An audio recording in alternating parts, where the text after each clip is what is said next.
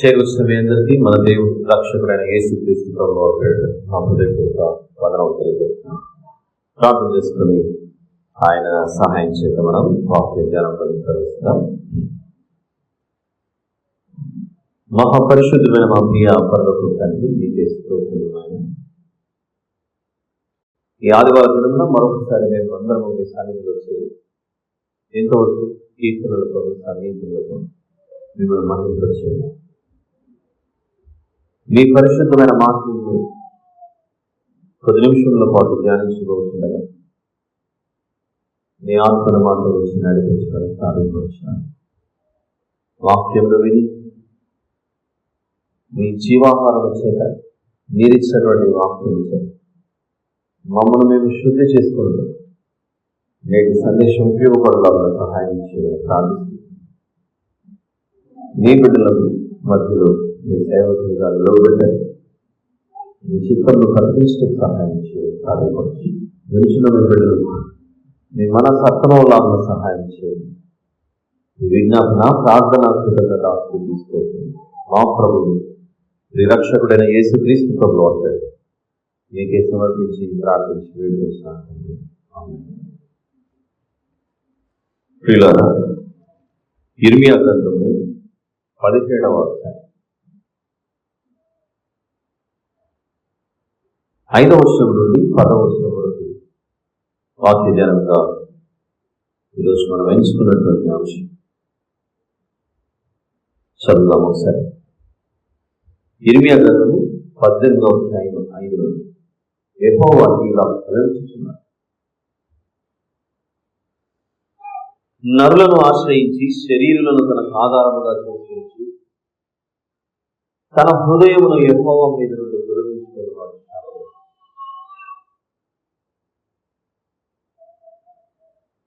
వాడు ఎడారిలోని అరూహ వృక్షంలో లేవు. మేలు వచ్చినప్పుడు అది వానికి కనబడదు. వాడు అడవిలో కాలిన నేల యందు నిర్జనమైన చవిటి భూమి యందు నివసించు. ఇక్కడ మాట్లాడుతూ నరులను ఆశ్రయించి శరీరులను తనకు ఆధారంగా చేసుకుని దేవుడిని ఆధారంగా చేసుకోవాలి. మరి దేనినైనా ఆధారంగా చేసుకుంటే దాని యొక్క పర్యవసానం, దాని రిజల్ట్, అవుట్కమ్ ఎలా ఉంటుందో దేవుడు వివరిస్తున్నాడు. వాడు ఎడారిలోని అరూహ వృక్షంలోనే ఉంటాడు.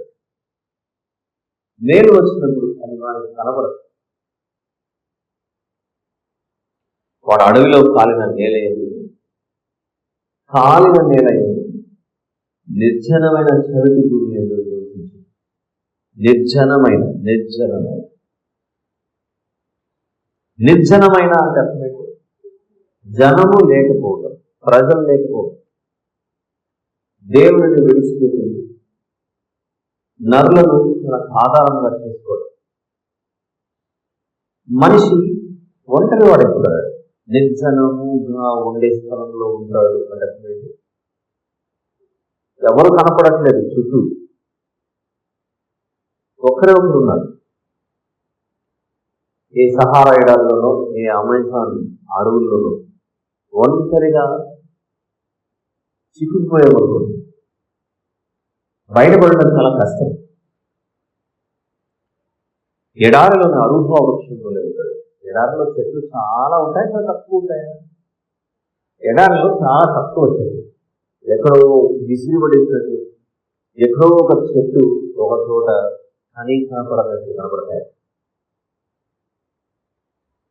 మనుషులను ఆశ్రయించి దేవుడిని ఆధారంగా చేసుకునే వారి గతి చివరికి అలా అయిపోతుందండి.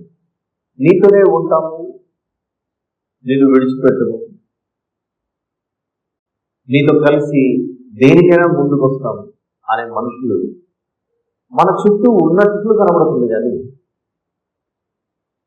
ఈ మనుషులు నా వెనుకలు ఉన్నారు, నా బలం, నా బలగం, ఈ మనుషుల్ని అని భావించి ఎవరైనా ఒక పని చేయడానికి పని కూడుకొని ముందుకు అడుగు వేశారనుకోండి, తీరా వీళ్ళందరూ నా వెనుకలో ఉన్నారు అని అనుకున్నప్పుడు సరైన సమయం రాగానే ఈ వ్యక్తి ఒంటరి వాడైపోతాడు. దేవుడిని ఆధారంగా చేసుకోకపోవటం వలన మనిషికి చివరి గతి అలా ఒంటరి వాడైపోతాడు. దాని గురించి చెప్తూ 7వ వచనం చదువుదాం ఒకసారి. చదువు. యెహోవాను నమ్ముకున్నవాడు ధన్యుడు, యెహోవా వానికి ఆశ్రయముగా ఉంది. యెహోవాను నమ్ముకున్నవాడు కాదు. చదవండి. వాడు జలముల యొద్ద నాటబడిన చెట్టు వలె నుండును, అది కాలువల ఓరను, దాని వేళ్ళు కన్నును, వెట్ట కలిగినను దానికి భయపడదు, దాని ఆకు పచ్చగా ఉండును, వర్షం లేని సంవత్సరమున చింత నొందదు, కాపు మానదు, పచ్చగా ఉంటుందని. నీ కాపురం పచ్చగా ఉండాలని జీవిస్తాం, మనుషులను జీవించారు. పచ్చగా ఉండడం అంటే వర్ధిల్లాలి, నీ కుటుంబం ఆశీర్వదించబడాలి, నీ కుటుంబం దీవించబడి పిల్ల పాపలతో వర్ధిల్లాయన అని అంటారు. దీనిని దేవుడు ఎలా దీవించాడో ఒకసారి చూద్దాం. 128వ కీర్తన, 128వ కీర్తనలో 2వ వచనంలోని 2వ మాట నుండి నిశ్చయముగా నీవు నీ చేతుల కష్టార్జితం అనుభవించు, నీవు ధన్యుడవు, నీకు మేలు కలుగును. నీ లోగిట నీ భార్య ఫలించు ద్రాక్షవల్లి వలె నుండును, నీ భోజనపు బల్ల చుట్టూ నీ పిల్లలు ఒలీవ మొక్కల వలె నుండు. యెహోవా యందు భయభక్తులు గలవాడు ఈలాగా ఆశీర్వదింపబడతాడు. యెహోవా యందు భయభక్తులు గలవాడు ఈలాగా ఆశీర్వదింపబడతాడు. ఏలాగా? నీ లోగిట నీ భార్య ఫలించి ద్రాక్షవల్లి వలె ఉండును, నీ భోజనపు బల్ల చుట్టూ నీ పిల్లలు ఒలీవ మొక్కల వలె ఉండు. ఏ వ్యక్తి అయినా తన కుటుంబంలో భార్య బిడ్డలతో ఒకరి వద్ద చేయి దాచి అప్పు చేసి తినాలి అనే ఆలోచన లేకుండా కష్టార్జితం అనుభవిస్తూ ఒకరి మీద ఆధారపడకుండా జీవించాలనే ఆశ, అప్పులు చేసి సంసారాన్ని సాగించడం చాలా తప్పు, ఉన్నదాన్ని తృప్తి చెందడం చాలా గొప్ప. ఇలాంటి దీవెన ఎవరికి వస్తుంది అని అంటున్నాడంటే యెహోవా యందు భయభక్తులు గలవాడు ఈలాగా ఆశీర్వదింపబడతాడు. దాని గురించి మాట్లాడుతూ ఇర్మియా గ్రంథం 17వ అధ్యాయంలో మనం చూస్తున్న వాక్య ధ్యానంలో 7వ వచనంలో చెప్తున్నాడు, యెహోవాను నమ్ముకున్నవాడు ధన్యుడు, యెహోవా వానికి ఆశ్రయముగా ఉండును, వాడు జలముల యొద్ద నాటబడిన చెట్టు వలె ఉంటాడు. ఇది ఇర్మియా గ్రంథంలో రాయబడిన మాట. మనందరికి తెలిసిన కీర్తనలు, మొదటి కీర్తనలో కూడా దుష్టుల ఆలోచన చొప్పున అన్నాడు ఒక, పాపుల మార్గం అనేది ఒక, అపహాసకులు కూర్చుంది చోటు దీవారాత్రము యెహోవా ధర్మశాస్త్రం ఆనందించుకుంటాను. అటివాడు ఆకువాడక తన కాలమందు ఫలమించి చెట్టు వెళ్ళి. ఇలాంటి మాటలన్నీ ఇర్మియా గారు కూడా రాస్తున్నారు. ఈ మాటలు అది కాలువల ఓరను దాని వేలు కన్నులు, వెట్ట కలిగినను దానికి భయపడదు, దాని ఆకు పచ్చగా ఉండదు, వర్షం లేని సంవత్సరం చింతన ఉండదు, ఆత్మాలని వర్షం లేని సంవత్సరంలో చింతన ఉండదు అంటే అర్థమైంది. బాబు కరువు కష్టాలు ఇబ్బందులు వచ్చినా నువ్వు చింతన ఉండక నేను నిన్ను జాగ్రత్త పరుచుకుంటాను అంటున్నాను దేవుడు. ఇలాంటి దేవుడు ఒక పనిలోకి దిగుతున్నాడట. 9వ వచనం, మనిషికి ఇంత మేలు చేసే దేవుడు ఒక విషయం గురించి చాలా స్పష్టంగా పరిశీలనగా చూస్తున్నాడట. అది 9వ వచనం నుండి ప్రారంభం అవుతాం. చదవండి. హృదయం అన్నిటికంటే మోసకరమైనది, అది ఘోరమైన వ్యాధి కలది, దాన్ని గ్రహింపగలవాడేవాడు. ఒకరి ప్రవర్తనను బట్టి వాని క్రియల ఫలము చొప్పున ప్రతీకారము చేయుటకు యెహోవా అను నేను హృదయమును పరిశోధించువాడను, అంతరింద్రియములను పరీక్షించువాడను. కాదు, ఇక్కడ మాట్లాడుతూ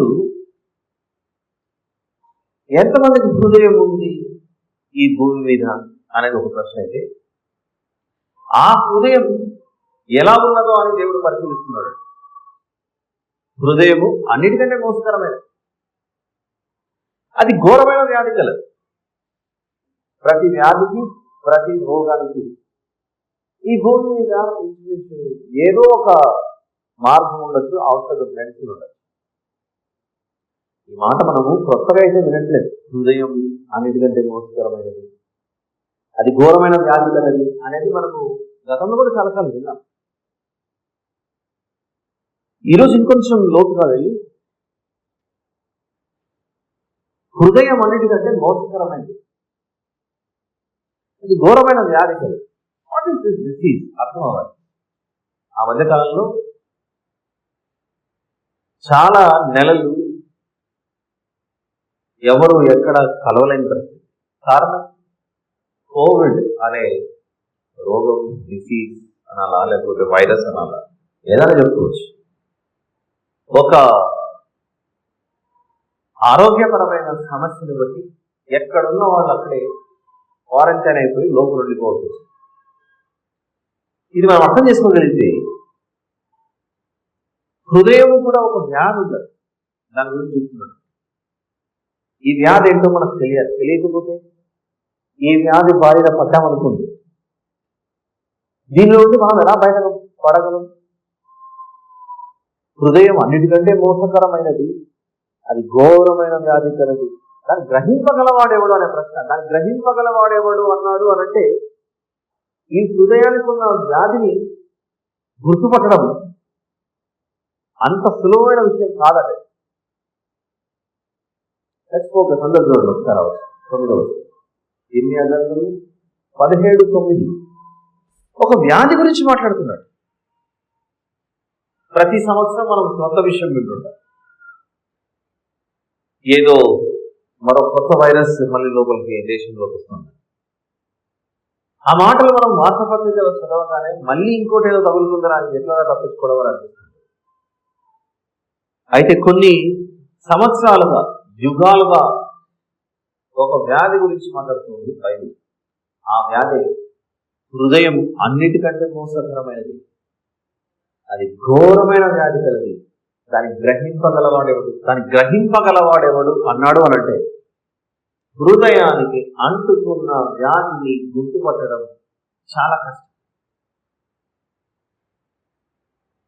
ఆరోగ్యం బాగలేక హాస్పిటల్కి వెళ్తే డాక్టర్స్ మీరు ఫలానా స్కాన్ తీసుకురండి, ఫలానా కొందరు సిటీ స్కాన్ తీసుకురండి, ఎంఆర్ఐ తీసుకురండి అని ఏవేవో రిపోర్ట్స్ మొత్తం రాసి, కొన్నిసార్లు ఎన్నో రిపోర్ట్స్ వచ్చినా కూడా అసలు సమస్య ఎక్కడో గుర్తుపడడానికి చాలా కష్టపడుతుంటారు. అంటే దీంట్లో తెలియట్లేదు, ఇంకొకటి ఏదైనా తీసుకురండి.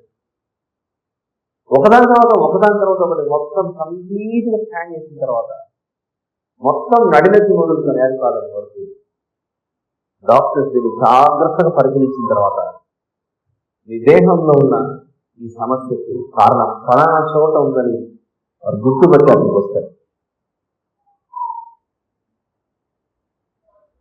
మొన్న ఒకరి గురించి పెట్టుకుంటే బాగా కొన్ని సంవత్సరాల నుండి తలనొప్పి వస్తుందండి, ఎన్ని చేసినా తగ్గట్లేదని ఒక ఎక్స్పర్ట్ దగ్గరికి వెళ్ళింది. చాలా అనుభవజ్ఞుడైన డాక్టర్ దగ్గరికి వెళ్తే సాధారణంగా తలనొప్పి ఉన్నప్పుడు ఇంకా దేని స్కాన్ చేయాలి?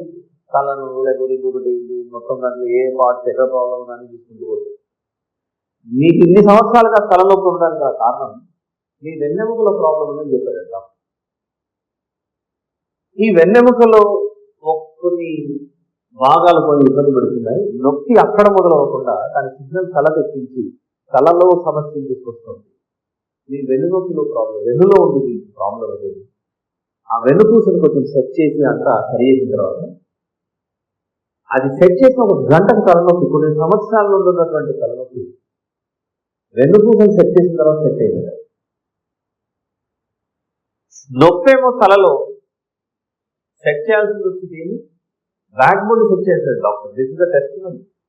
నా మెడిసిన్ నాకు ఈ డాక్టర్ దగ్గరికి వెళ్ళిన తర్వాత బాగైందని ఒక స్త్రీ చెప్తున్నాను. ఎలాగైతే ఎంతో మంది గుర్తుపట్టలేకపోయారో అసలైన తలనొప్పి ఎక్కడుందన్న విషయం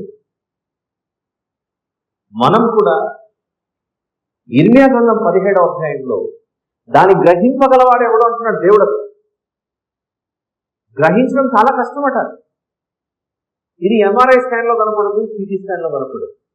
ఈ వ్యాధి ఏమిటి వ్యాధి? హృదయానికి అంటుకున్న వ్యాధి. హృదయము అన్నిటికంటే మోసకరమైనది, అది ఘోరమైన వ్యాధి కదా. ఇలాంటి సమస్య ఉన్నప్పుడు ఏ డయాగ్నోస్టిక్ సెంటర్కి వెళ్ళాలి? ఏ సెంటర్కి వెళ్తే దీన్ని స్కాన్ చేస్తారో అని అంటే, స్కాన్ చేయడానికి ఈ లోకంలో ఎక్కడ ఎవరి దగ్గర ఏ పరికరాలు లేవు. దాన్ని పరిశీలించేవాడు ఒకే ఒక ఆయన ఉన్నాడట. అది 10వ వచనంలో చెబుతున్నాడు, నేను హృదయమును పరిశోధించువాడను అని దేవుడు చెప్తున్నాడు. అక్కడ నేనే పరిశీలించాను. హృదయానికి అంటుకున్న వ్యాధి ఏంటి? ఈరోజు ఈ ఆదివారం మనం వింటున్నాం. ప్రారంభపు వచనాలలో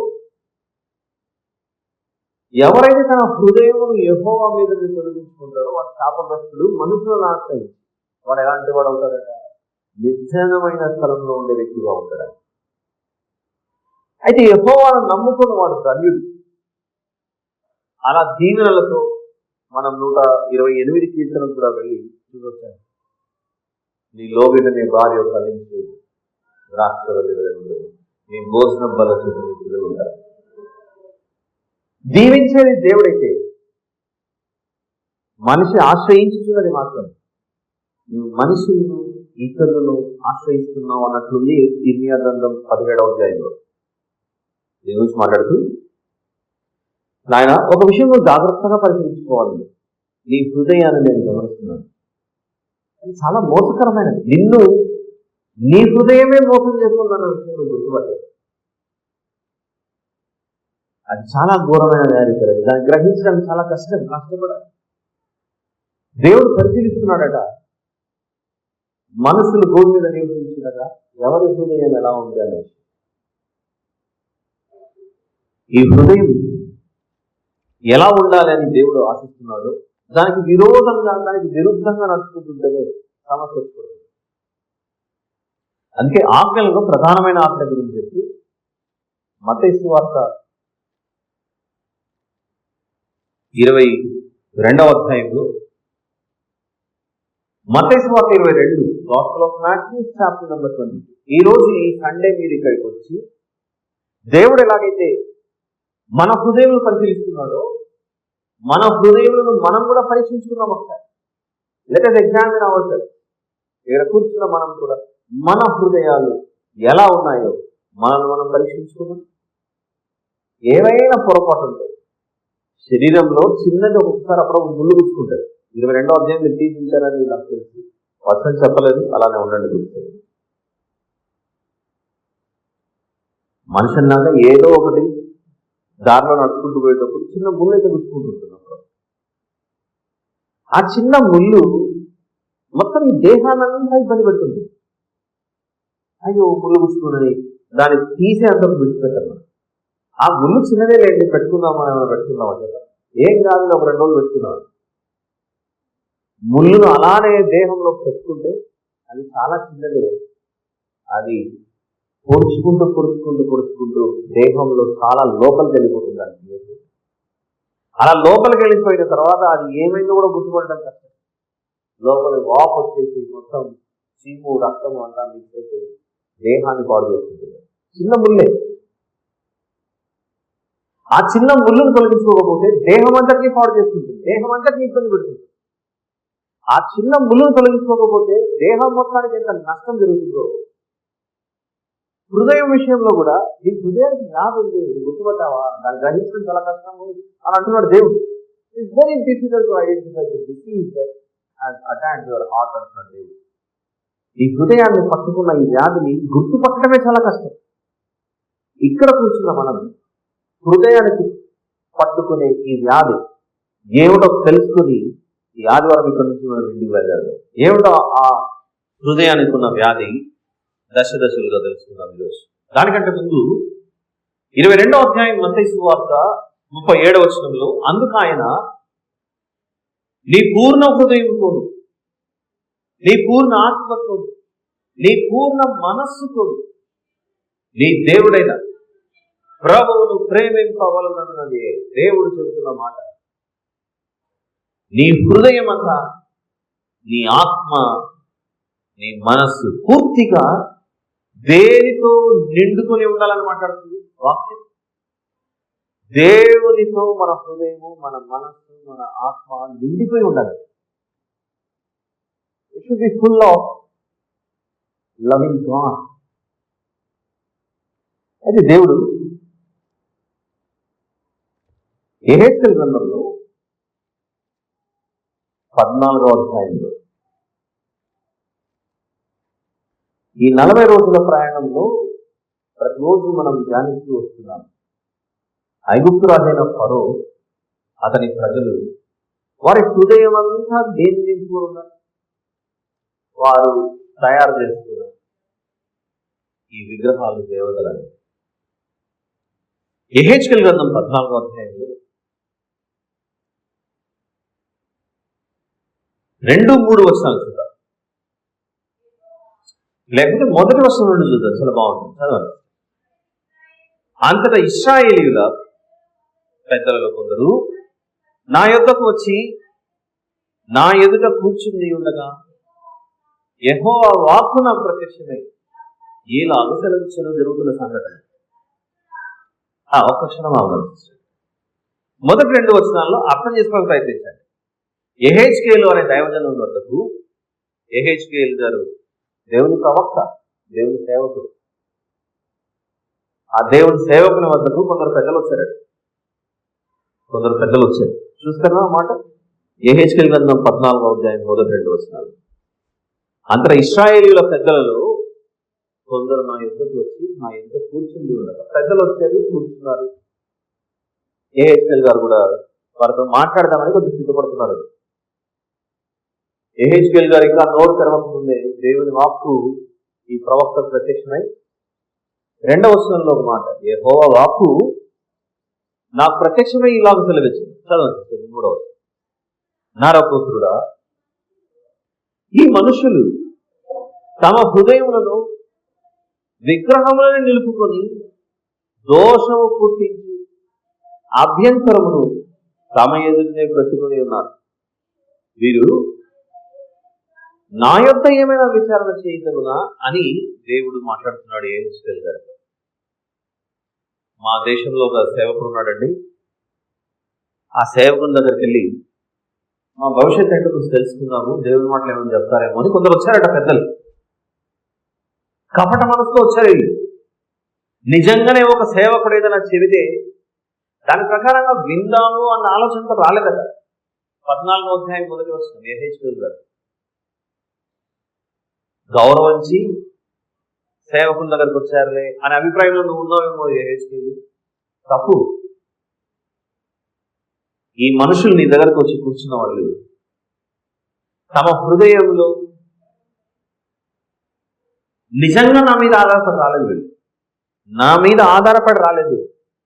హృదయములను పరిశీలించే శక్తి నీకు లేదు, అంతరింద్రియములను పరిశీలించే శక్తి నీకు లేదు. యెహెజ్కేలు నరపుత్రుడా, నీ దగ్గరకు వచ్చిన మనుషుల హృదయాలు, వారి హృదయం నిండా ఇలాంటివే నింపుకొని ఉన్నారు. కొందరు వారి వారి పనులను బట్టి ఈ వారం రోజులుగా జరుగుతున్న ఈ కార్యక్రమాల్లో రాలేకపోయిండొచ్చు. కానీ ప్రతిరోజు ఇక్కడ జరుగుతున్న కార్యక్రమాల్లో ఒకటి స్పష్టంగా అర్థమవుతుంది. ఐగుప్తు జనాంగం యొక్క హృదయాలలో ఎవరు లేరు? దేవుడు చెబుతున్న మాటకు విలువ లేదు.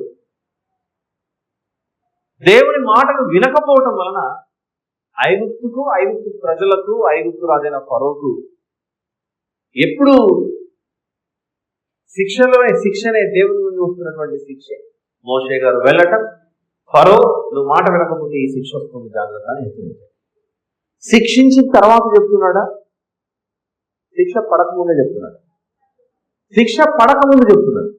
శిక్ష పడకముందు చెప్తున్నాడు అని అంటే దీన్ని ప్రేమ అని అనలేమా, పగ అనొచ్చా, ఏమనాలి? శిక్ష పడకముందు చెప్తున్నాడంటే ప్రేమ ఉంది కనుకనే ఆ పనిష్మెంట్ వారి మీదకి రాకముందు, ఆ శిక్ష పడకముందు చెప్తున్నాడు. నాయన నువ్వు వింటే నీకు ఈ పనిష్మెంట్ కాదు, వినకపోతే మాత్రం తప్పదు. అయితే వారి జనాంగం దేనిని ఆధారం చేసుకొని జీవిస్తున్నారనంటే వారి హృదయం నిండా అదే నింపుకొని జీవిస్తున్నారు. యెహెజ్కేలు గ్రంథంలో ఆనాడు ఐగుప్తీయులు ఎలాగైతే ప్రవర్తించారో, ఓ యెహెజ్కేలు నరపుత్రుడా, ఈ ఇశ్రాయేలీయులు కూడా కాలం మారిన తర్వాత వారి మనసులో, వారి హృదయంలో 14:3 యెహెజ్కేలు నరపుత్రుడా, ఈ మనుష్యులు తమ హృదయములలో విగ్రహములను నిలుపుకొని దోషము పుట్టించు అభ్యంతరం ఒకటి ఉన్నారు. అభ్యంతరం అనే పదాన్ని ఉపయోగించారు. చాలు, అభ్యంతరమును తమ ఎదుటినే పెట్టుకొని ఉన్నారని ఒక అభ్యంతరం, ఒక అభ్యంతరం ఏదో పెట్టుకున్నారు హృదయంలో. వాళ్ళంటే విగ్రహాలను పెట్టుకున్నారు అనుకో. మన హృదయాలలో కూడా దేవుని అంగీకరించినంత కాలం మన హృదయంలో ఏదో అభ్యంతరం పెట్టుకున్నాం. దేవుని కంటే ఏదో ఎక్కువ ప్రయారిటీ అయిపోయింది. నా పిల్లలంటే ప్రాణం అండి, తప్పులేదా మాట్లాడదు. దేవుడు పిల్లలు పక్కన ఉండి నేను కావాలని నీ బిడ్డలు కావాలన్నాడు అనుకుంటారు. ఇప్పుడు మన జవాబు ఏమవుతుంది? What is our answer? Mariyamma తల్లిని ధన్యురాలు అనడంలో ఉద్దేశం, లోకంలో ఎన్నో అవమానాలు ఎదురైనా దేవుడు నా గర్భం ద్వారా భూమికి రాబోతున్నాడు, నేను ఏమైతున్నా పర్లేదు అనే మనసును, తన హృదయాన్ని దేవునికి ఆ విధంగా సమర్పించుకుంది కనుక దేవునికి చోటు ఇవ్వడం చేత యుగ యుగాలు ఇక ఆ స్త్రీని ధన్యురాలనే పిలుస్తున్నారు. ఒకవేళ మనం నిన్నటి వరకు చూసుకుంటూ వచ్చాం, మోషే గారు ప్రతిసారి ప్రభువా నాకు అవల్ ప్రభువా, ఆ తర్వాత దేవుడు నిలబెట్టాడు లేదు. అలా మనం కూడా ఒకవేళ వెనకడు చేస్తూ నాకు ప్రభువా నేనే దొరికానా, ఈ భూమి మీద ఇంతమంది స్త్రీలు ఉంటే నేను ఒక్కదానినే దొరికాను ప్రభువా, వేరే వాళ్ళు చూసుకుంటాను అని మరియమ్మ గారు అనింటే, ఈరోజు మరియమ్మ గారి గురించి మనము ధన్యురాలు అని పిలుచుకునే వాళ్ళంటారు. మాట సెలవు ఇవ్వగానే ఆ మాటను గౌరవించింది ఈ స్త్రీ. మాట సెలవు ఇవ్వగానే దేవుని గౌరవించింది. ఈ హృదయంలో వీరు ఎలాగైతే దేవుని స్థానంలో మరొక దాన్ని నిలుపుకున్నారో, దేవుని స్థానంలో మరొక దాన్ని నిలుపుకున్నారో, ఆ నిలుపుకున్న ప్రతిదీ దేవుని దృష్టిలో అభ్యంతరంగా కనపడుతుంది. నేను నీతో వచ్చి నివసించాలని అనుకుంటున్నా, నీ హృదయంలో ఏదో నాకు అభ్యంతరం కనపడుతుంది. కష్టపడి తండ్రులు, పురుషులు ఉద్యోగాలు చేస్తూ బయట ఎక్కడో కష్టపడి చాలా దూరంలో ప్రయాణాలు చేసుకుంటూ ఉద్యోగాలు చేసి ఇంటిని పోషిస్తుంటే ఇంట్లో ఉన్నటువంటి పిల్లలు దీన్ని అపార్థం చేసుకుంటే బట్ అర్థం చేసుకోవడానికి ప్రయత్నించండి. మన దేవుని పరిస్థితి ఎలా అయిపోయిందంటే, కష్టపడి ఎక్కడో దూరం నుంచి పనిచేసి నెల ఇంత జీతం పంపించి పిల్లలు భార్య అంతా సంతోషంగా ఉండాలనుకుంటే, ఈ బిడ్డలు తండ్రి ఇచ్చినటువంటి ప్రతిదాన్ని పొందుకుంటూ పొరుగుంటే ఎదురుగున్న ఇంటి వాడినో పక్కింటి వాడినో తీసుకొని డాడీ అని పోతున్నారు.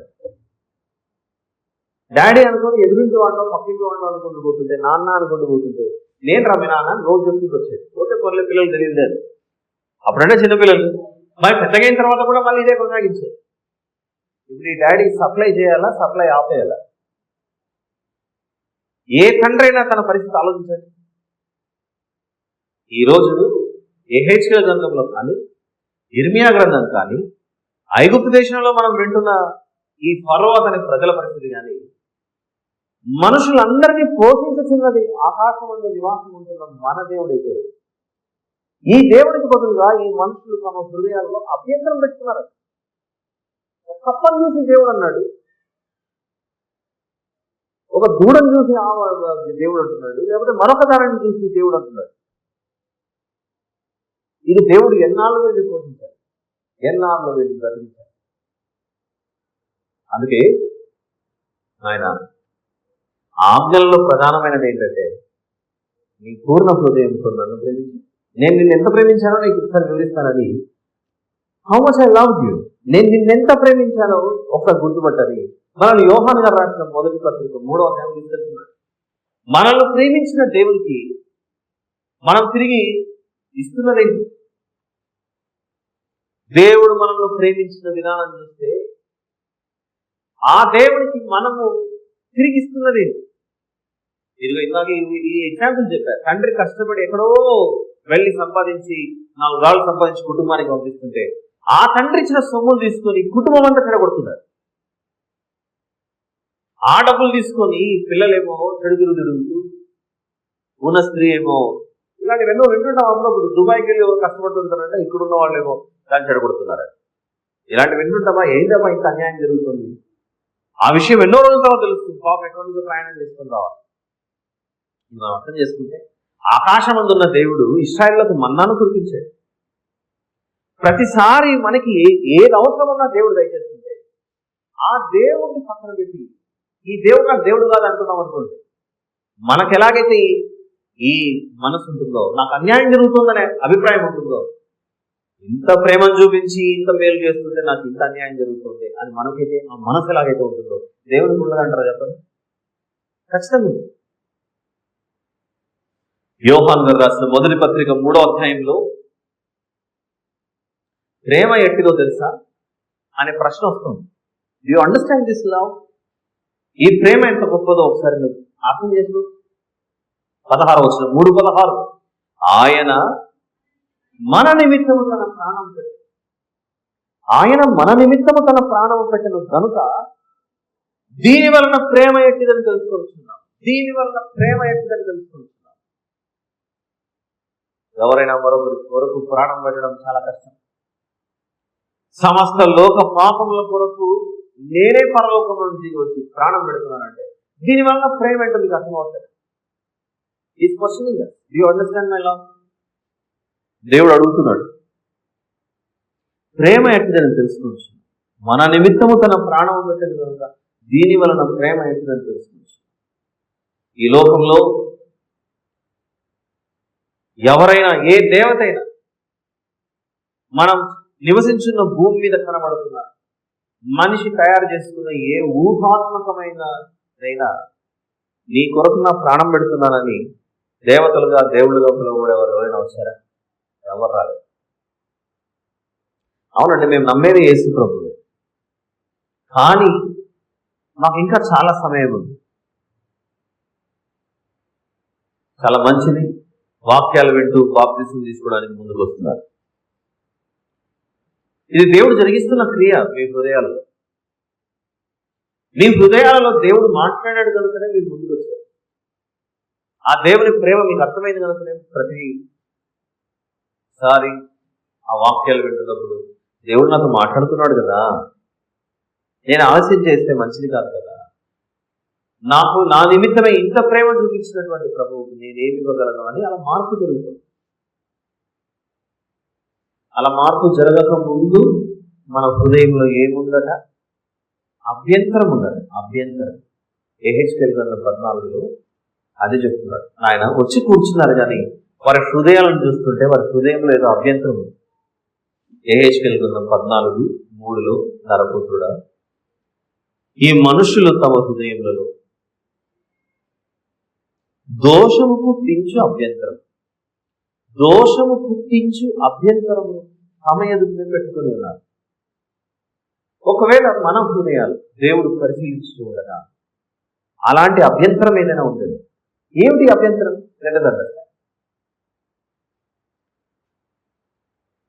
ఈ దేహంలో ఎక్కడో సమస్య ఉంటే గుర్తుపడతారు కదా వైద్యులు. దేవుడు కూడా పరమ వైద్యుడే. ఈ పరమ వైద్యులు పరిశీలిస్తుండగా ఆ హృదయంలో ఏదో అభ్యంతరం. వాట్ కుడ్ బి దట్ అభ్యంతరం? ఏమిటంటే అది పేతురు గారు రాసిన మొదటి పత్రికలో మొదటి అధ్యాయం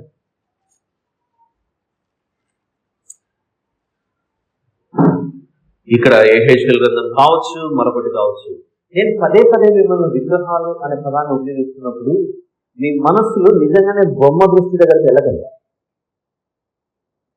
ఒక ఆకారాన్ని చేసుకుని ఆ బొమ్మను చేసుకొని దానికి ఏదో అగరబత్తులు అంటించి వస్త్రాలు తొడిగించి కొబ్బరి బోండం కాయలు వాటిని పగలగొట్టి పూజ చేస్తున్నారు. నేను ఆ విగ్రహాల గురించి మాత్రమే మాట్లాడట్లేదు. దానికి మించింది ఒకటి ఉంది, బియాండ్ దానికి మించింది ఇంకొకటి ఉంది. దాన్ని కూడా గమనించాలి మనం, అదే గుర్తుపట్టాలి.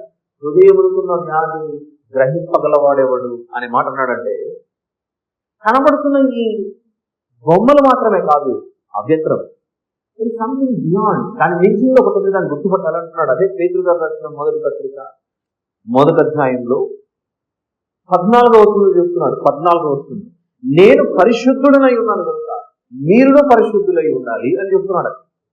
నేను పరిశుద్ధుడనై ఉన్నాను కనుక మీరును పరిశుద్ధులై ఉండాలి అంటే అర్థం ఏంటంటే, మన హృదయాన్ని పరిశీలించినప్పుడు పరిశుద్ధత విషయంలో మనం ఏదో పొరపాటు చేస్తాం. పరిశుద్ధత అనే దాన్ని కాపాడుకోలేకపోయాం. దేవుని ఆజ్ఞలను గైకొనుటే దేవుని ప్రేమించిన ఆ ఆజ్ఞలు మన హృదయంలో ఉంటే పాపం చేయకుండా జాగ్రత్త పడతాం. దీనితో ఇదంతా లింక్, ఇది ఒక హారం లాంటిది. చాలాసార్లు చెప్పాను, దేవుని వాక్యం అన్నది మెడకు మనము వేసుకునే ఒక కంఠ హారం లాంటిది, ఒక అద్భుతమైన ఆభరణం. ఎలాగైతే మెడకుంటుందో అలాంటి ఆభరణమే దేవుని వాక్యం. దాని గురించి కీర్తనల గ్రంథం 119వ కీర్తన.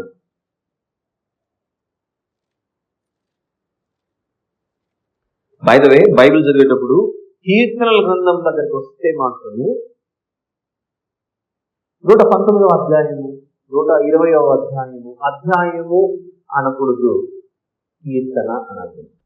ఇప్పుడు పాఠ్య పుస్తకాల్లో నుండి ఈ పాట నంబర్ 23 పాడుకుందాం అని అంటాం. మనం పాటల పుస్తకంలో నుండి 50వ పాటను ఈరోజు మనం పాడుకుందాం. పాటల పుస్తకంలో నుండి 55వ పాటను మనం పాడుకుందాం. అదే కదా ఇక్కడ నిలబడి పాటలు పాడేవాళ్ళు సంఘం అందరికీ మైండ్ తీసుకొని చెప్పారు. ఎగ్జాంపుల్ నంబర్ చెప్తారు.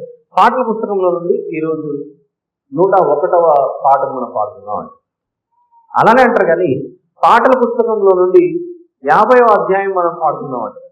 అలాగే పాటల పుస్తకంలో నుండి 78వ అధ్యాయం మనం పాడుకుందాం అన్నారు. ఎలాగైతే పాటల పుస్తకంలో ఉన్నదాన్ని పాట అని పిలుస్తున్నామో, ఒకప్పుడు ఇశ్రాయేలులకు ఉన్నటువంటి పాటలు కీర్తనల పుస్తకమే ఇక్కడున్న 150 కీర్తనలు. అంచేత 150వ అధ్యాయం కీర్తన గ్రంథంలో 150వ అధ్యాయం చదువుతున్నాం అన్నప్పుడు కీర్తన గ్రంథంలోని 150వ కీర్తన మనం చదువుతున్నాం. పాడలేంగా, రాగాలు తెలియదు కాబట్టి. ఒకవేళ రాగాలు తెలిసిందే పాడుకునేవాళ్ళు. ఇది ఒక సాంగ్స్ బుక్. కీర్తనలు అంటే అర్థమైంది పాటలు, గీతములు పలికేటప్పుడు మనము 78వ కీర్తన, 120వ కీర్తన, 130వ కీర్తన అలానే చదవాలి. కీర్తనల గ్రంథంలోని 119వ కీర్తన మనం ఇప్పుడు చూడబోతున్నాం. 119వ కీర్తన 10వ వచనం చూద్దాం. నా పూర్ణ హృదయముతో నిన్ను వెతికి ఉన్నాను. 119వ కీర్తన 10వ వచనం, నా పూర్ణ హృదయంతో నిన్ను వెతికి ఉన్నాను. నన్ను నీ ఆజ్ఞలను విడిచి తిరగనీయకు. నీ ఎదుట నేను పాపం చేయకూడనట్లు నా హృదయంలో నీ వాక్యం ఉంచుకొని ఉన్నాను.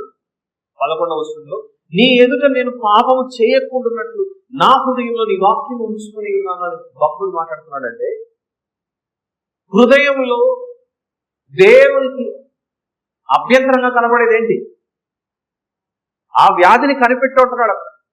ఈరోజు చాలా వచనాలు చూసుకుంటూ వచ్చే మనం ఇర్మియా గ్రంథం 17వ అధ్యాయంలో హృదయం అన్నిటికంటే మోసకరమైనది, అది బహు ఘోరమైన వ్యాధి కలది, దాన్ని గ్రహింపగలవాడు ఎవడో అని అంటున్నాడు. దాన్ని గ్రహింపగలవాడు ఎవడు ప్రభు అని చెబితే యెహెజ్కేలు గ్రంథం 14వ అధ్యాయంకి వచ్చేపు, ఇదిగో యెహెజ్కేలు వాళ్ళు వచ్చి నీ ముందర కూర్చున్నారు, కానీ వారి హృదయాల్లో నేను లేను, వారి హృదయంలో అభ్యంతరమైనది ఒకటి కనబడుతుంది. ఈ అభ్యంతరం కూడా ఎలాంటిదో తెలుసా? దోషము పుట్టించే అభ్యంతరం అంట. దోషము పుట్టించే అభ్యంతరం. చూడండి అన్నమాట, యెహెజ్కేలు గ్రంథం 14లో దోషము పుట్టించే అభ్యంతరం కనపడుతున్నది. దేవుడు హృదయం పరిశీలించినప్పుడు దోషము పుట్టించే అభ్యంతరం కనబడుతుంది. అందరు చూస్తున్నారు అన్నమాట. యెహెజ్కేలు గ్రంథం 14:3లో, నరపుత్రుడా, ఈ మనుషులు తమ హృదయములలో విగ్రహములు నిలుపుకొని దోషం పుట్టించే అభ్యంతరములు పెట్టుకున్నారు. అది నేను చెప్తాను మీకు ఈరోజు. నీ పూర్ణ హృదయంతోను, పూర్ణాత్మతోను, పూర్ణ మనస్సుతోను నీ దేవుడైన యెహోవాను ప్రేమింపవలెను అనే మాటకు అర్థం ఏంటంటే, ఈ హృదయంలో దేవుడు దోషం పుట్టించే అభ్యంతరాన్ని ఏమైనా కనుగొంటున్నాడేమో. ఇక్కడ కూర్చున్న వాళ్ళు ఎవరు కూడా విగ్రహారాధన అయితే కాదు. కానీ మన హృదయాన్ని చూసినప్పుడు ఆ హృదయంలో దేవునికి దోషం పుట్టించే అభ్యంతరం ఏదైనా ఉందేమో. Not worshipping, I understand. ఇక్కడ మేమేం విగ్రహాలను పూజించట్లేదు కదా మీరు అనుకోవచ్చు. కానీ ఎప్పుడైతే దేవుని ఆజ్ఞలు కొద్దిసేపు మన హృదయంలో తొలగించుకుంటామో ఆ క్షణంలోనే పట్టబడతాం. రోజు మనం నడుచుకొని వెళ్ళేటప్పుడు ప్రతిసారి ములుగుచ్చుకోదు. ఉద్దేశపూర్వకంగా కూడా ముళ్ళ మీద కాలు పెట్టి గుచ్చుకోవాలని గుచ్చుకో. కానీ తెలియకనో అలాంటివి మన దేహంలోకి వచ్చినప్పుడు క్షణం కూడా ఆలస్యం చేయకుండా వాటిని ఎలాగైతే తొలగించుకుంటామో, హృదయంలో నుంచి ప్రవేశిస్తున్న దోషము పుట్టించే అభ్యంతరం ఏదైనా ఉంటే గుణపాఠం తొలగించుకోకుండా దీనివల్ల నాకు చాలా మేలు జరుగుతుందని అలా పెట్టుకోమని. ఆత్మకు హాని చేసేది ఏదైనా కూడా వెంటనే తొలగించుకోవాలి. ఎందుకంటే నేను పరిశుద్ధుడనై ఉన్నాను కనుక మీరును పరిశుద్ధులై ఉండాలని చెబుతున్నాడంటే మనం పరిశుద్ధత విషయంలో ఏదో పొరపాటు, పరిశుద్ధులుగా ఉండే విషయంలో పొరపాటు. మనం పరిశుద్ధులమైతే ఆ మాట ఎందుకు చెప్పించుకుంటాం చెప్పండి. అయినా భోజనం చేసాము చేయి కడుక్కోండి చెప్తాం పిల్లలు. వాడి చేయి శుభ్రంగా ఉంటే ఎందుకు చెప్తాం ఆ మాట? వాడి చేయి గలీజుంది కనుక చేయి కడుగు అని చెప్తాం. అలానే మీరు పరిశుద్ధులై ఉండండి, నేను పరిశుద్ధులైన మీరు పరిశుద్ధులై ఉండండి అని దేవుడు చెప్తున్నాడంటే మనలో పరిశుద్ధత అనేది హృదయంలో నుంచి తొలగిపోయింది. ఈ పరిశుద్ధత అనేది లేకపోవడం వలన దేవుడు మన హృదయాన్ని పరిశీలించినప్పుడు ఆయనకు దోషము పుట్టించే ఒక అభ్యంతరం ఏదో కనబడుతున్నాడు. అది ఏదైనా కావచ్చు. మన తలంపులు, మన ఊహలు, ఆలోచనలు మన హృదయంలో దేవునికి స్థానం ఇవ్వకుండా ఏదైనా పొరపాటు చేశారేమో. అందుకే చెబుతున్నాడు నాయన కొరింథీయులకు రాసిన మొదటి పత్రికలో 11వ అధ్యాయంలో కొరింథీయులకు రాసిన మొదటి పత్రిక 11:28 వచనం చెప్తున్నాడు. కొరింథీయులకు రాసిన మొదటి పత్రిక 11:28. కాబట్టి ప్రతి మనుష్యుడు తను తాను పరీక్షించుకున్నవాళ్ళు. ప్రతి మనుష్యుడు తను తాను పరీక్షించుకున్నవాళ్ళు.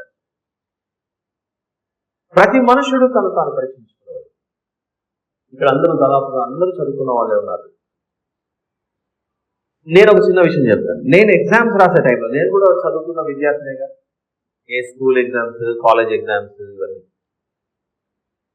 నాకు ఒక అలవాటు ఉండేది. ఇక్కడ ఉన్న అలవాటు మీకు కూడా ఉండొచ్చు. చాలా మంది పరీక్షలు కనీసం ఒక 10-15 మినిట్స్ బిఫోర్ ఎగ్జామ్ మొత్తం కంప్లీట్ అయిపోయిన తర్వాత లాస్ట్ ఒక 5-10 మినిట్స్ క్వశ్చన్ పేపర్లో ఏ సెక్షన్కి ఎంత రాయమన్నారు ఏమిటి అన్ని చెక్ చేసుకొని, ఈ ఆన్సర్ షీట్ లో కూడా నేను అన్ని నింపానా లేదా, ఈ సెక్షన్ లో 3 రాయమన్నారు నేను 3 రాశాను, నెక్స్ట్ సెక్షన్ లో 4 రాయమన్నారు నేను 4 రాశాను, ఆ తర్వాత ఫైనల్ సెక్షన్ లో ఇంకో 2 రాయమన్నారు అని రాశానా లేదా. క్వశ్చన్ పేపర్ ఇది, ఆన్సర్ షీట్ ఇది. ఏదైనా మిస్ అయినా అని చెక్ చేసుకుని ఆ తర్వాత పేపర్ ఇన్విజిలేటర్కి ఇచ్చేసి హాల్లో నుంచి బయటకు వచ్చేవాడు. ఇది నేనే చేశానా, మీరు కూడా చేశారా? మీరు కూడా చేశారు. నేను చేయలేదు అని అంటే అది వేరే కేటగిరీ ఉండొచ్చు, అది చెప్పలేదు. తర్వాత మీరు కూడా చేశారు కదా, ఎందుకంత పరిశీలనగా చెక్ చేస్తున్నారు? What is the reason behind that? నేను ఏదన్నా మిస్ అయితే ఫెయిల్ అయిపోతాననే భయం అయితే ఉంది కదా, నిజమా కాదు చెప్పండి. ఏ క్వశ్చన్కైనా నేను మిస్ అయితే ఆన్సర్ షీట్ లో అంతా రాసిన తర్వాత మళ్ళీ ఇంకోటి చెక్ చేసుకుంటాను. ఏం చెక్ చేస్తాను కదా, ఈ సెక్షన్ లో ఫలానా క్వశ్చన్ కి ఆన్సర్ నంబరింగ్ కరెక్ట్ అయితే కూడా చెక్ చేస్తాను. సెక్షన్ 1 క్వశ్చన్ నెంబర్ 2 ఆన్సర్ అని కరెక్ట్ గా రాసానా లేదా అని చెక్ చేసుకుంటాను. ఏ ప్రశ్న కరెక్ట్ నంబరింగ్ వేసాను లేదా. అంతా అయిన తర్వాత మళ్ళీ ఫైనల్ ఇంకోసారి చెక్ చేసుకునేది ఏంటంటే, ఎగ్జామ్ అయితే బాగా రాశాను, దీని మీద హాల్ టికెట్ నంబర్ నేను కరెక్ట్ గా రాశాను, నంబర్ కరెక్ట్ గా రాశాను లేదా అది చెక్ చేసుకుంటాను. ఒకవేళ హాల్ టికెట్ నంబర్ రాకపోయింది, నువ్వు ఎంత రాసినా అవుటే, నంబర్ లేదు కాబట్టి. అదే పరీక్ష. ఈ పరీక్ష హాల్లో నుండి నేను బయటికి వెళ్ళేటప్పుడు, ఎగ్జామ్ హాల్లో నుండి బయటికి వెళ్ళేటప్పుడు ఇచ్చిన ప్రశ్నలకన్నిటికీ నేను కరెక్ట్ గా రాసానా లేదా చెక్ చేసుకొని మనం గురి వద్దకు పరిగెత్తుంటాం. ఏంటి ఆ గురి? ఖచ్చితంగా పాస్ అయ్యి తీరాలి, ఫెయిల్ అవ్వే అవకాశం ఉండకూడదు. ఎలాగైతే మనం ఆ పరీక్షలు రాసేటప్పుడు పరీక్షించుకుంటామో, ఆ పరీక్షించుకునేటప్పుడు కూడా ఇంకొక విషయం చెక్ చేసుకుంటాం. అదే పనిగా స్టార్టింగ్ లో చెక్ చేస్తాం, ఎండింగ్ లో చెక్ చేస్తాం. ఏంటి, నా నంబర్ కరెక్ట్ అయితేనా లేదా అని హాల్ టికెట్ నంబర్ని ఉందా లేదా అని కరెక్ట్గా నంబర్ వేసుకొని చెక్ చేసుకుంటాం. అదే క్రైస్తవులు చేయాల్సిందే. ఈ జీవితం అనే పరీక్షలో కొరింథీయులకు రాసిన మొదటి పత్రిక 11వ అధ్యాయం 28వ వచనంలో దేవుడు అంటున్నాడు, ప్రతి మనుషుడు తను తాను పరీక్షించుకోవాలి. అలా పరీక్షించుకున్నప్పుడు నీ హృదయంలో అభ్యంతరము పుట్టించే, దోషము పుట్టించు అభ్యంతరం ఏదైనా కనబడుతుందేమో దేవుడికి. వాక్యం చదువుతున్నప్పుడే ఈయన విగ్రహాలు అభ్యంతరం అంటున్నాడని పదే పదే నన్ను దానికి అప్లై చేయకుండా, ఎవరో దాన్ని పూజించే వాళ్ళు కాదు, కానీ నీ హృదయంలో యేసు ప్రభు ఉండవలసిన స్థానంలో నువ్వు ఇంకొక దాన్ని దేనికైనా ఇచ్చావేమో, దాని విషయంలో పరీక్షించుకుంటున్నాడు. Examine your self. ఎందుకు? నేను పరిశుద్ధుడై ఉన్నాను కనుక మీరును పరిశుద్ధులై ఉన్నారు. తండ్రిని మించిన తనయుడు అని పేరు తెప్పించుకుంటే చాలా బాగుంది. ఎలాగైతే పరీక్ష హాల్లో నంబర్ చెక్ చేసుకొని వస్తామో, ప్రతి క్రైస్తవుడు నా పేరు జీవగ్రంథంలో ఉందా లేదా అనేది పరీక్షించుకోవాలి. నా పేరు దేవుని యొక్క జ్ఞాపకార్థ గ్రంథంలో ఉందా లేదా అని చెక్ చేసుకోవాలి. ఈరోజు ఈ మందిరం నుండి ఆదివారం మనం ఇంటికి వెళ్ళేటప్పుడు ఈ రోజు విన్న మాటల్లో దోషము పుట్టించు అభ్యంతరం నాలో ఏదైనా ఉందా? ఏ విషయాన్ని బట్టైనా నేను దేవునికి కోపం తెప్పిస్తున్నాను? నరపుత్రుడా, వీళ్ళు వచ్చి కూర్చున్నారు కానీ వీరి హృదయం చూస్తుంటే నాకు అభ్యంతరం కనబడుతుంది, దోషము కనపడు, ఈ అభ్యంతరం కనపడుతుందని ఆనాడు దేవుడు యెహెజ్కేలు గారితో 14వ అధ్యాయంలో చెప్పాడు. ఆనాడు ఆ దైవజనుడితో ఎలాగైతే మాట్లాడాడు, ఈరోజు మనతో కూడా దేవుడు మాట్లాడుతున్నాడు. మారిండొచ్చు, మనసు మారి దేవుడి దగ్గరకు వచ్చిండవచ్చు, కానీ ఏ కారణాన్ని బట్టైనా మనం దేవుడిని విడిచిపెట్టేది ఏదో ఒక్కన తెచ్చిపెట్టున్నాడు. చక్కటి వంటలు వండాను, ఎందుకో మూత తీసేది పై నుంచి కలిపడింది, కొంచెమే పడిందిలే, ఆ కొంచెం తీసి పడేస్తామని చెప్పండి. పై నుంచి పైకి పడగానే వండిన వంటంతా కూడా పైకి రాకుండా ఒక్కసారి కదండి, క్షణమే అలా పడింది, జడ్డు పడేద్దాం, మిగిలిన పోయి వడ్డిద్దాం అని అనుకుంటామా? నో, అది ఒక్కసారి పడినా మొత్తం అంతటిని పాడు చేసేది. ఆత్మీయ జీవితంలో మనం దేవుళ్ళలోకి వచ్చిన తర్వాత మన హృదయంలో దేవుడు మనల్ని పరిశీలించినప్పుడు ఏదైనా దోషం పుట్టించే అభ్యంతరం ఉందేమో ఒకసారి పరిశీలించుకో అంటున్నాడు. ఐగుప్తు రాజైన ఫరో అతని జనాంగం అలాంటి పని చేశారు, ఇశ్రాయేలులు అదే పని చేశారు. కానీ ఇవన్నీ మీరు గమనిస్తుంటే నిన్నటి దినం వరకు మనము నిర్గమకాండను చూసాం, ఈరోజు యెహెజ్కేలు గ్రంథంలో కొన్ని సందర్భాలు చూసాం. అలా కొత్త నిబంధనలకు వస్తే అక్కడ కూడా దేవుడు అన్యజనుల ఆచారాల విషయంలో జాగ్రత్తగా నేను చెప్పినవే మీరు పాటించారు. ఇవన్నీ చెబుతున్నాడంటే మన దేవుడు ఎంతో మనల్ని భద్రంగా క్షేమంగా ఈ భూమి మీద నుండి పరలోకానికి తీసుకెళ్ళాలని ఒక మార్గాన్ని సిద్ధపరిచి ఒక వాహనాన్ని కూడా ఏర్పాటు చేసి, యేసు ప్రభు అనే మార్గం, మేఘములు అనే వాహనం కొనుక్కోవడానికి ఆయన సిద్ధపరిచించారు. వీటన్నింటినీ సిద్ధపరిచినప్పుడు మనం వాహనం ఎక్కకుండా మిస్ అయిపోయామనుకుంటే ఎంత ప్రమాదం. ఒక్కసారి వస్తుంది, ఆ మార్నింగ్ వెళ్ళిపోయింది బస్సు, సాయంత్రం వస్తుంది, లేకపోతే గంట ఆగితే మళ్ళీ సిటీ బస్ వస్తుంది కాదు. ఇది క్రైస్తవ జీవితం. ఎలాగైతే శరీరధారిగా యేసు ప్రభువు ఒక్కసారి వచ్చాడు, మనల్ని కొనిపోవటం కూడా ఒక్కసారే వస్తుంది. ఆ ఒక్కసారి మనం ఒకవేళ ఆయన ఏర్పాటు చేసిన ఏర్పాటులో ఉండకుండా పొరపాటు చేసి తొలగిపోతే మళ్ళీ మళ్ళీ తిరిగి రానిది ఈ సువర్ణ అవకాశం. క్రైస్తవ జీవితం ఇది ఒక సౌభాగ్య జీవితం అని భక్తులు పాట కూడా రాశారు. క్రైస్తవ జీవితం సౌభాగ్య జీవితం.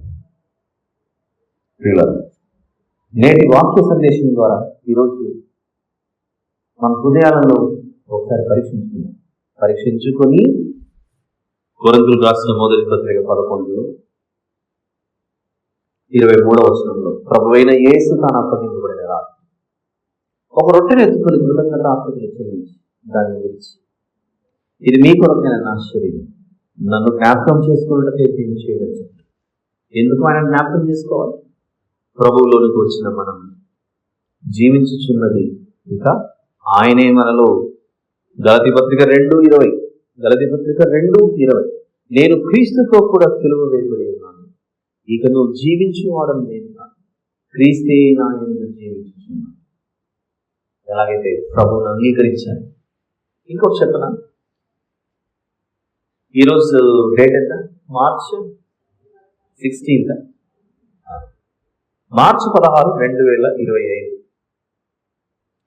పోయిన సంవత్సరం మార్చి 16 మీరు ఎక్కడున్నారో చెప్పగలుగుతా? అది నేను చెప్పలేను, మీరు చెప్పలేరు.